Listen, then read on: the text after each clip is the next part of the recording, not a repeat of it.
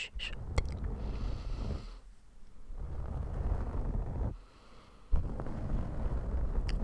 Comme vous le savez sûrement déjà, j'adore lire et j'adore les lectures chuchotées. Donc je n'en fais pas très souvent sur ma chaîne parce que je n'ai pas l'impression que c'est un type de vidéo qui vous plaise. Mais j'espère que celle-ci vous plaira puisque j'essaye de rendre cette vidéo aussi cocooning que possible.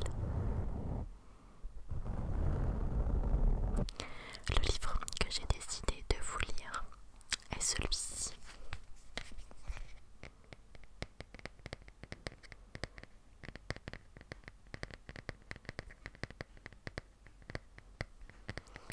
Il s'agit du Souffleur de rêve. Le Souffleur de rêve de Bernard Villot et Thibaut Brugne.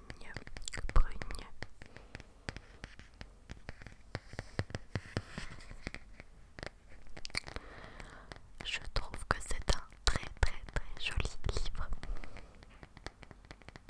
et donc très propice à la détente.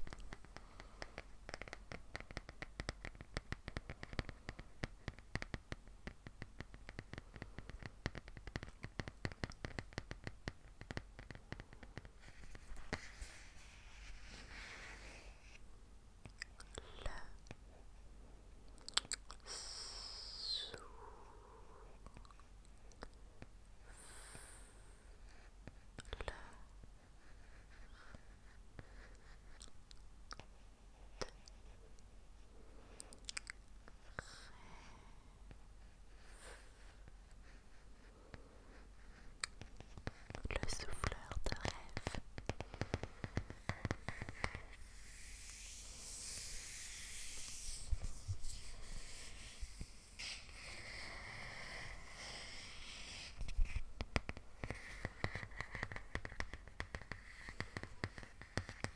Si vous aimez ce type de vidéo, dites-le moi, j'essaierai d'en faire davantage.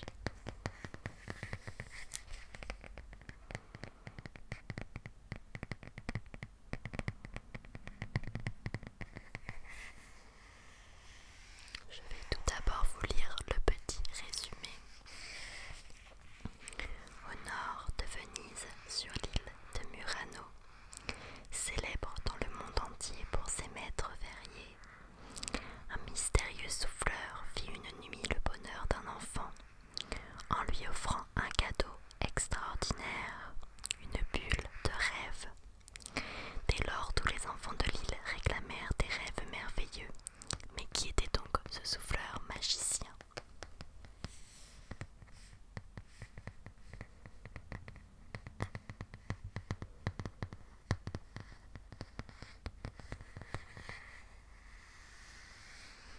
On va commencer la lecture tout de suite.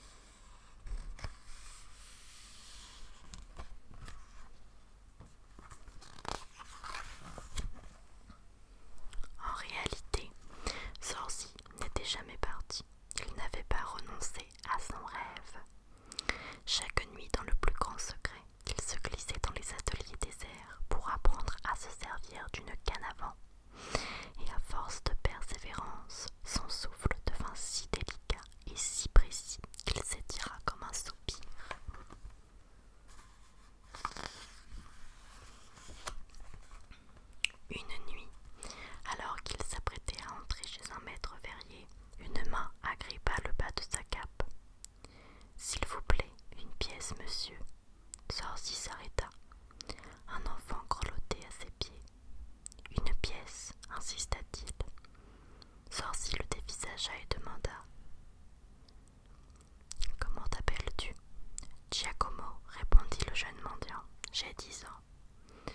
À cette heure, un enfant de ton âge devrait être au lit en train de rêver.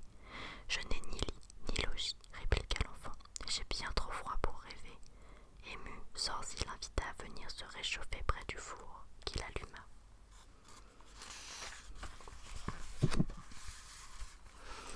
Quel rêve aimerais-tu faire? Demanda-t-il. Giacomo n'avait pas rêvé depuis si longtemps qu'il ne sut répondre. Un rêve bleu, comme le fond de tes yeux. L'enfant acquiesça sans savoir ce que cela signifiait. Zorzi choisit un pain de fer couleur outre-mer et le déposa dans le foyer ardent. Quand il eut l'aspect d'une pâte rougeoyante, il y planta sa sarbacane et souffla. Une bulle perla, aussi fragile et insaisissable qu'un rêve d'enfant. Puis poussée par un courant d'air, elle se détacha. Giacomo resta sans voix. La bulle glissa jusqu'à lui et éclata sans bruit. Une fine poussière irisée de reflets azurés s'en échappa, et aussitôt l'enfant s'endormit.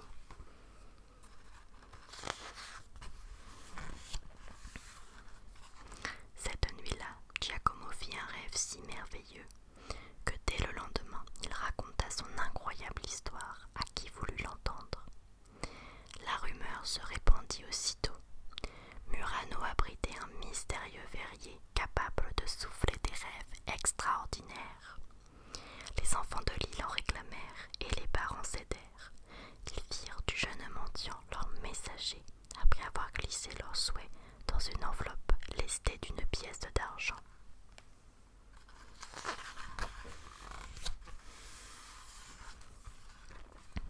Ainsi Zorzi et Giacomo devinrent amis.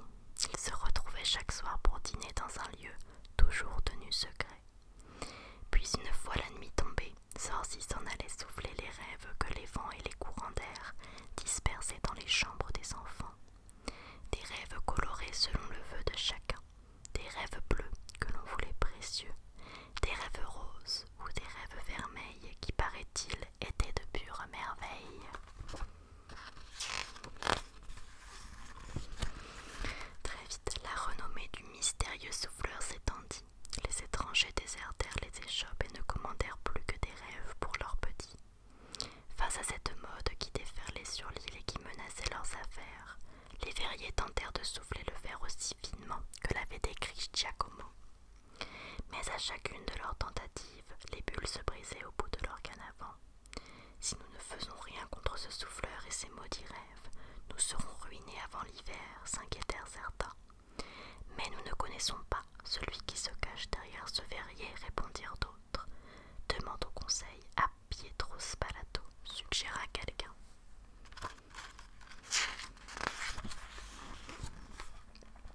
Influent, Pietro Spalato ordonna sur le champ que Giacomo soit arrêté. Ainsi il nous conduira jusqu'au mystérieux verrier, déclara-t-il. Mais Giacomo expliqua ne plus savoir où il travaillait. Je ne l'ai accompagné qu'une seule fois, le premier soir, dit-il. Et il faisait bien trop noir cette nuit-là pour que je me souvienne de l'endroit. Tu es le seul à connaître cet homme, insista Pietro Spalato. Il y a bien un détail chez lui qui pourrait nous aider à l'identifier. Non, m'en dit Giacomo, je ne me souviens de rien. Quel dommage, répliqua le maître. Cette information t'aurait permis de recouvrer ta liberté. Qu'on le jette au cachot.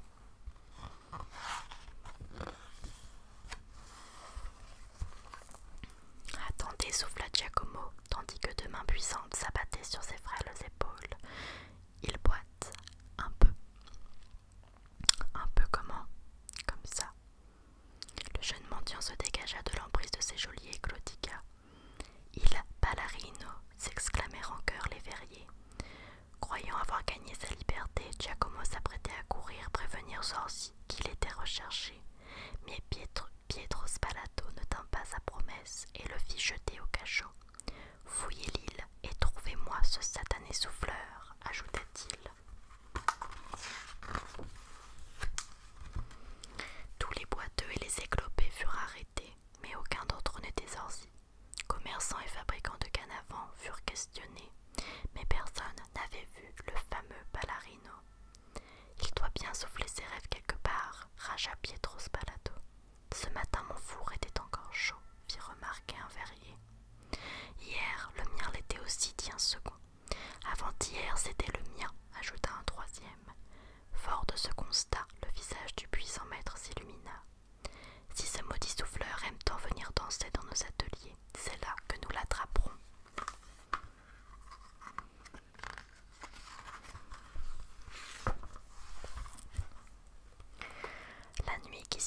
Les verriers se cachèrent près de leur four pour y surprendre Zorzi, mais celui-ci échappa à leur piège.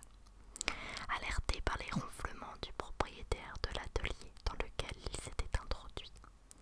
La deuxième nuit, sans nouvelles de son fidèle Giacomo, Zorzi ne travailla pas. Il flâna sur les bords de la lagune, sans se douter qu'il échappait une fois encore à une dangereuse embuscade. Il fut pris la troisième nuit, alors qu'il se faufilait dans l'atelier où il avait grandi. À peine eut-il poussé la porte que Pietro Spalato et 3 de ses ouvriers le rouèrent de coups. Arrêté et condamné à la hâte pour effraction, il rejoignit Giacomo au fond de son cachot. Débarrassés de leur rival, les maîtres verriers se remirent à l'ouvrage, sans se douter que le temps allait bien vite les punir de leur méchanceté.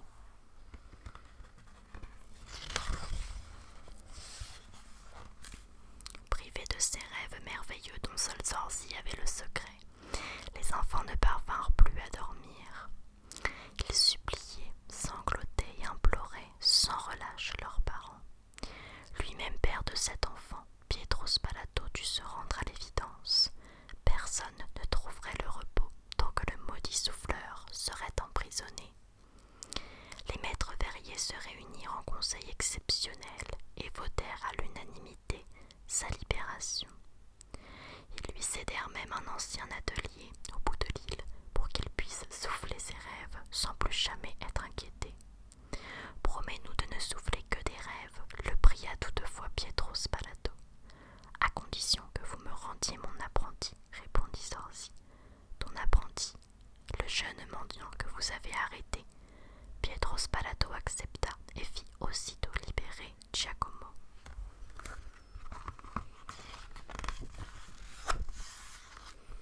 Zorzi tint parole. Toute sa vie durant, il réalisa des rêves.